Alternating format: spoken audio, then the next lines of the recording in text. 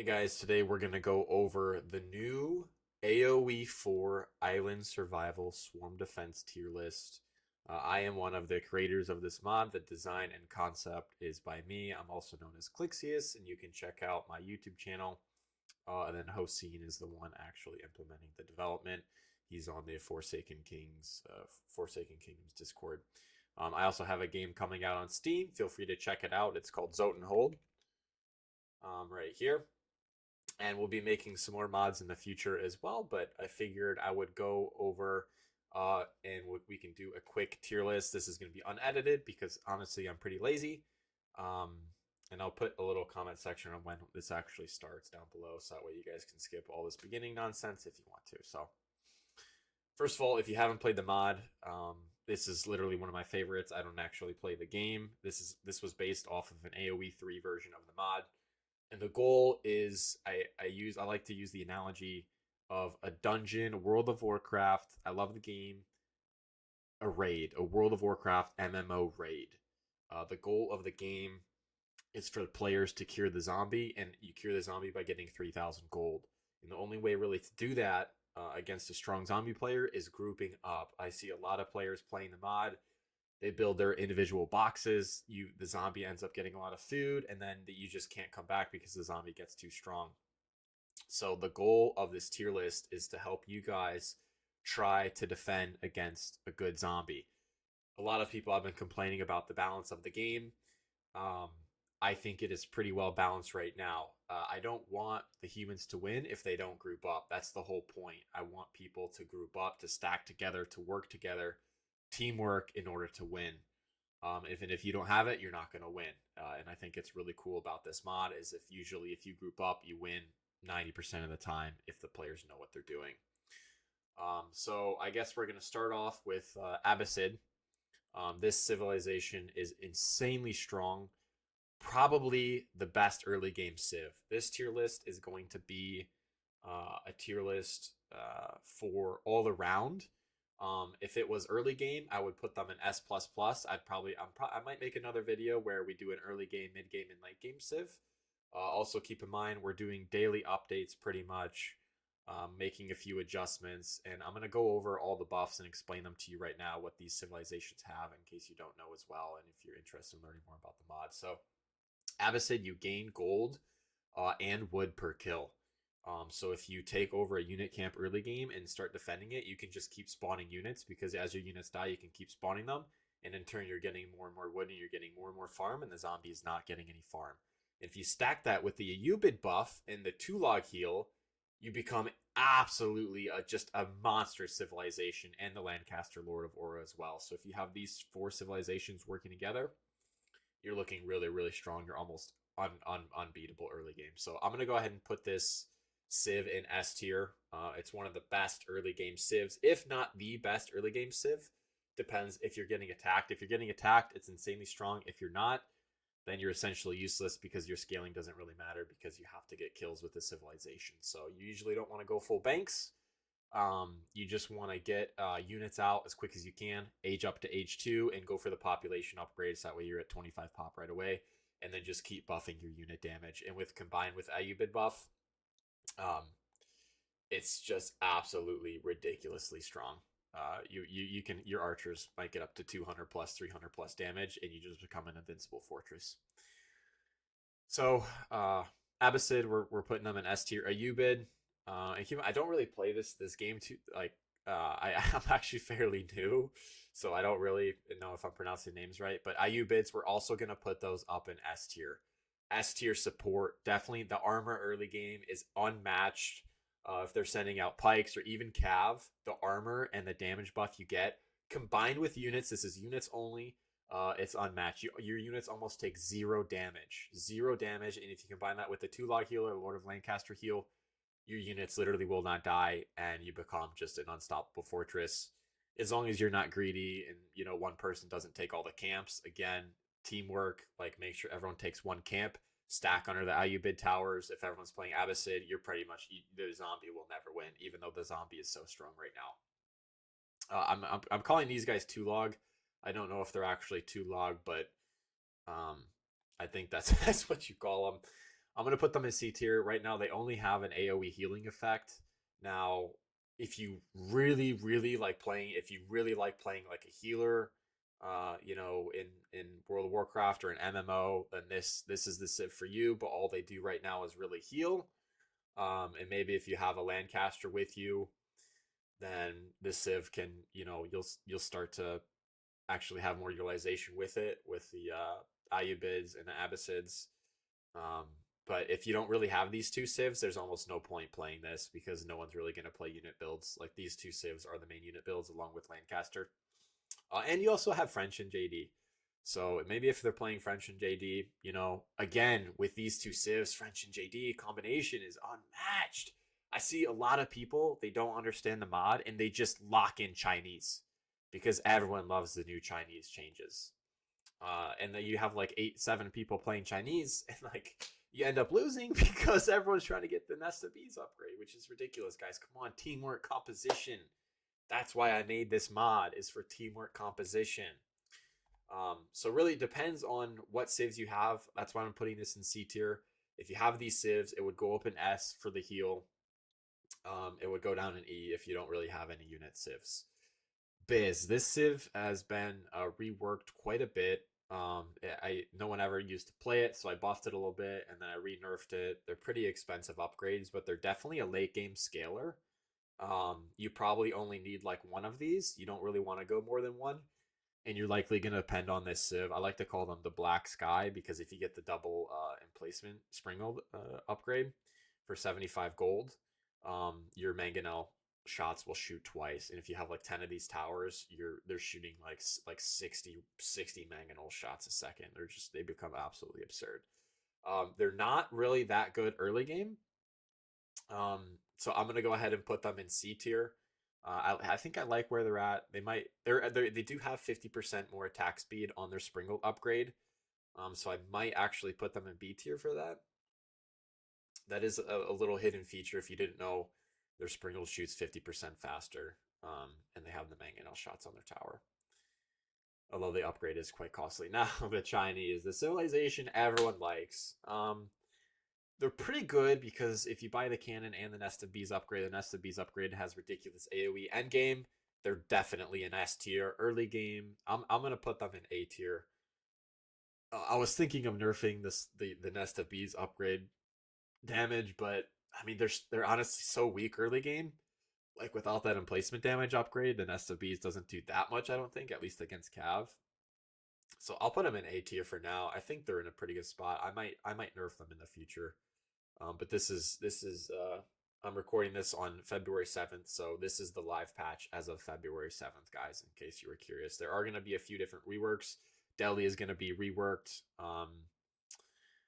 Sengoku is going to be reworked to like a capital civ, so you're going to have a really strong outpost, and you have to defend that outpost. If you lose it, you're pretty much like donezo. So it's like an all or nothing type civ, and you'll be able to upgrade that outpost and it's like almost like a huge, like, imagine a fortification castle on its own with just one outpost. Like it can do multiple variety of things, and then we'll also rework Mongols to be able to move your banks and outposts. Hopefully, it's a little tricky. Might have to add like a teleportation feature or something. I'm not really sure what to do, but if it becomes too complicated, then we'll have to find something. But Delhi right now, unfortunately, they are going in E tier. The upgrade actually works against you. I would not recommend playing this civ as a human. They get free fortification. It takes 3 minutes. But no one, if you guys play the mod a lot, you really should never buy the fortification upgrade on the tower. You always go for stone fortification upgrade in age 1 against a good zombie. The 1500 HP on all of your towers is just so strong, and it is way better than spending the 8 gold to get an extra 1000 health on one tower. I see so many people buying the health upgrade on the outposts, and it's ridiculous. They're throwing by doing that. Now we have the English. English, you get a natural attack speed buff if you have units around the towers. Now it's only for that civ. And then you also have a network of citadels, and you can gain a ramping attack speed bonus up to 105%. Mid game, end game, mid game, I think they're probably going to be the best. Early game, not that good. Um, I'm gonna put them in. Oh man, the upgrade is so strong though. It's like a B plus. I would put them above Byzantine here. Um, definitely a B plus. Really, really strong civ for how basic it is. That attack speed upgrade, you do have to age up to get it though, which I think if you didn't have to age up, it would be going in S tier because the upgrade is only 10 coins. It's ridiculously cheap, and it's like 20 and 30 coins for over double attack speed, which on those cannons, oh well, you're just pumping out the cannons. French is a little bit broken right now. The cav are spawning twice. Um, overall, they're pretty strong civ. I did put a cap on 10 of them, but like I said, they're still spawning twice. So as of right now, I think they're up there. They're probably slightly better than English. I'm gonna put them in B plus. Pretty strong if you can ramp up. End game obviously is like S plus right now, but it's about getting to the end game, and if you don't get attacked, it's kind of hard. Maybe I'll put them in like A minus because they are pretty strong right now. Lord of Lancaster again with this civ. I'm gonna probably, so if you don't know, they have a two regen a second healing buff, and they also stack your HP by 20% per tower only for your civ. So if you get like 20 towers up, your archers can have like 10,000 health. So you pretty much become invincible if the zombie isn't microing correctly. If they just hit like attack all, obviously they'll attack the units first. Um, and if they don't attack, they'll never kill your units because the civ becomes unstoppable. I'm thinking of a rework for this one. Ideally, I wanted it for like all units to be a support like Abyssin and Ubid, but it's really hard to set up. So I think as of right now, the healing effect, Two Logs healing effect is a bit better, but the Lord of Lancaster has a pretty selfish play style. But your units become insanely strong, especially if you have an Ayubid buffing you and even a 2 log giving you some heals in the background, plus your natural heals from Lord of Lancaster. So I'm gonna put them in B tier for now. Golden Horde, they have pretty crazy range. They do have small outposts now. Um, probably more of like probably gonna put them in B tier as well. Um, they're definitely strong. They have like 1.9x range right now just on your basic outpost. Your outpost can be like shooting across the map, so you don't necessarily need the range upgrade, and they become really strong if you set them in the far back. Like early game, if you set them up against the water, they can support, and you just naturally farm wood over time because they're all the way up against the sea, and no one's ever attacking your towers because they're behind everything. Um, Pretty strong civ in my opinion. HRE, um, I do like they have the emergency repair, which is essentially like 3,000 health or something around that. And their early game tank civ. It's always nice to have one of these two tank civs to repair just an outpost out in front because it's really annoying for the zombie. Um, you usually want at least like one of these guys in a good comp just to tank a little bit. And if the zombie ever tries to go for you, you can buy all the upgrades on the tower because you have emergency repair. Really good early game, late game, not so effective. But one of the more crucial civs I would say for early game. I'm gonna put them in B tier as well. Looks like we have a lot of B tiers in this list. Um, Japan. Japan. So you've got grenade towers and shinobi on death. I'm gonna put them pretty high up, and you also have rockets. Um, or I'm sorry. These aren't the grenade towers. I'm sorry. You have rockets and shinobi on death. I'm gonna put them up in A minus. The rocket is single target. The shinobi are pretty strong early game. The 5 shinobi, they do 20 attack damage. And again, if you're combining that with Ayupid and you have a heal civ with you, like this civ shoots up to S because those shinobi become so strong early game. Like they're getting healed, nothing could take them out. They're killing all the spearmen. If he has cav, I mean with the Ayubid buff, um, if you have a Ubid buff, I'd put them like A plus, if not S tier. And then you also have the rockets, which just do absurd single target damage, and you still have the cannons. Like, and if you're, yeah, the fortunate thing is your towers do have to go down to get the shinobi. But if you have a citadel up early and you have like 2 side banks, if you go 2 side banks, play early, um, and you just like, and you're a late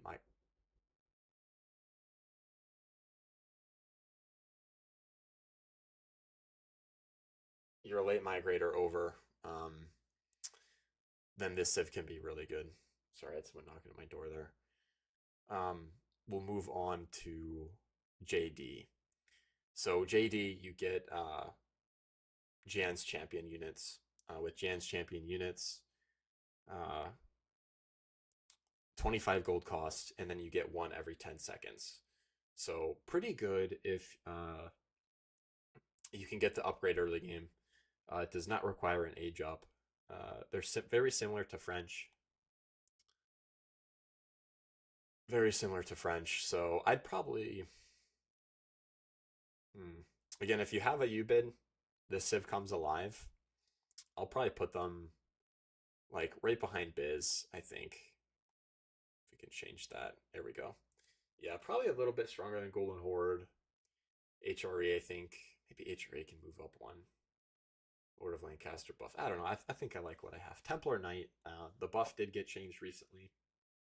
So you are getting the Greek fire damage buff from the emplacement upgrade. The AOE is pretty decent.